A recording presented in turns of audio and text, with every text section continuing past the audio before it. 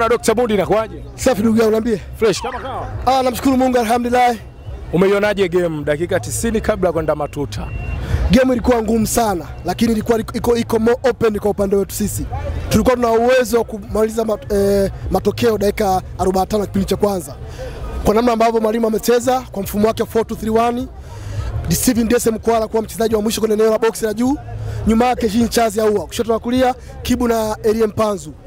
Nafasi ambazo tumeweza kipindi cha kwanza ni nafasi 5, lakini sisi tumetumia nafasi 2 za kuweza kuscore. Ball possession tulikuwa na 73%, wao walikuwa 27%. Lakini ukiangalia accurate pass, complete pass zilikuwa pasi 440. Huku pasi ambazo ni incomplete zilikuwa pasi kama 105, unaelewa? Lakini mashuti ambayo yamelenga goli yalikuwa ni mashuti 17.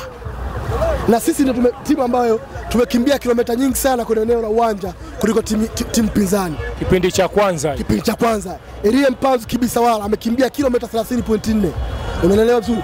Niseme tu bahati ilikuwa kwetu hasa kwenye first half kuzitumia nafasi ambayo amepata Jean Charles Ahoua. Umeona kuitumia vyema, akakosa nafasi ambayo tumetengeneza kwa Mpanzu ndio imefungua defense ambayo ilikuwa moja. Jean Charles Ahoua ni mchezaji ambaye amekuwa akilalamikiwa sana na mashabiki, amekuwa mwepesi sana kuanguka, kupoteza mipira.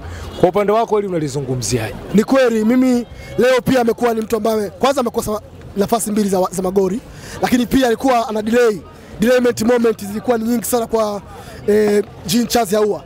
Timu ipo kwenye mwendo, maana iko kwenye motion, in possession, kwenye transition to attacking. Badala aendane na acceleration ya speed ya mchezo, yeye anafanya delayment moment of which inakuwa ni advantage kwa opponent kutako the space na kuzuia space, na timu yetu inakuwa haiwezi kupata nafasi ya kuweza kufunga. Hicho ndicho ambacho kinachomkuta Jean Charles Ahoua. Lakini akibadilika vitu vidogo tu vya kisayansi na kifundi, ni bonge moja mchezaji ambaye mimi namuita silent killer. Ni bonge moja mchezaji. Kwa hiyo niseme tu leo ndicho ambacho amekosa hicho. Kingine ni lack of concentration. Tunapokuwa kwenye eneo la mbele au shambuliaji, hasa la umaliziaji, kukosa tu makini na utulivu. Ukiangalia kwa mfano dakika ya mwisho ambayo tumecheza hapa, Elie Mpanzu amecreate uncreated chance kuwa openly created chance, kuwa chance ya wazi ambayo mpira akaupeleka kwa Shomari Kapombe. Show me the way Baba Esther. Amefinya, amekaa pressure, amejiandaa, akapiga off target.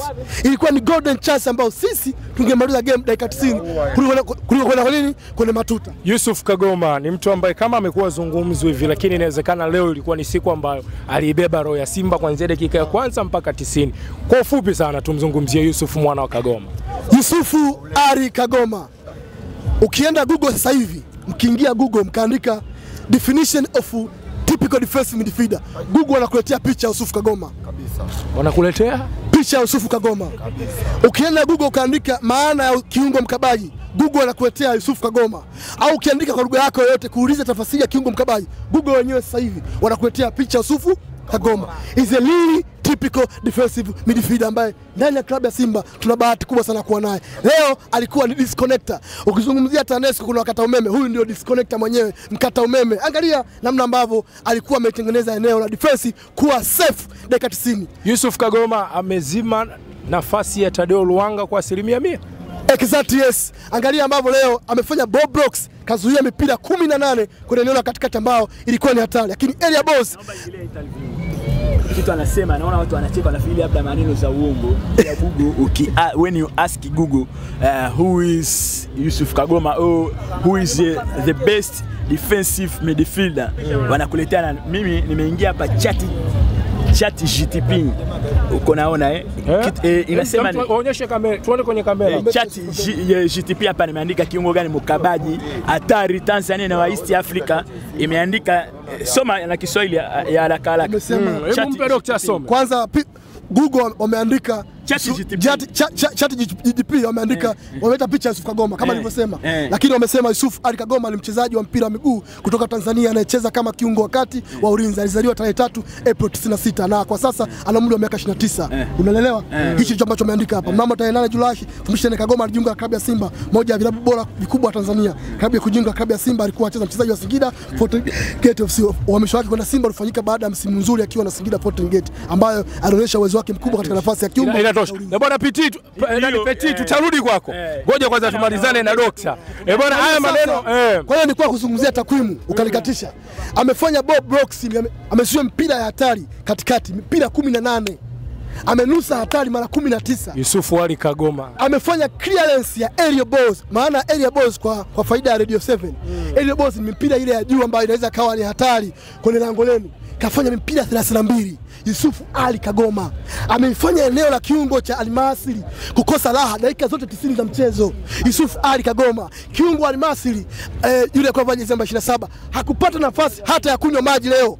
Hawa ya kupitisha mpira kwenye eneo la kiungo cha katikati. Pimpin Kamala. Dr. Mohamed ni moja ya watu ambao inawezekana kwenye historia ambayo sisi kizazi hiki tutaenda kuambia watoto zetu na vizazi vyetu kwamba ni moja ya watu ambao walipeleka mnyama nusu finali.